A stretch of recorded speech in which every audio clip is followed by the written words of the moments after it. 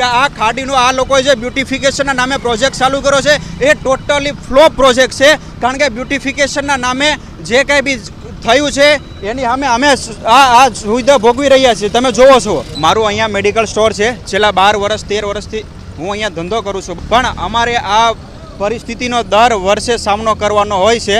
અમે દર વર્ષે પણ થોડો ઘણો પણ જો વરસાદ પડે, ઉપરવાસમાં વરસાદ પડે કે અહીંયા વરસાદ પડે એટલે અમારે તરત કા ગટર બેક મારે છે અને કા ખાડીના પાણી આવી જાય છે. એટલે દર વર્ષે અમે આ પરિસ્થિતિમાંથી પસાર થઈએ છીએ. આમાં નથી કોઈ પ્રશાસન ધ્યાન દેતું કે નથી કોઈ અહીંયા કોઈ આવતું નથી. બસ જ્યારે પણ જોવો ત્યારે લોકો આવે છે, ફોટા પડાવી જાય છે, હોડકામાં આવે છે, ટ્રેક્ટરમાં આવે છે.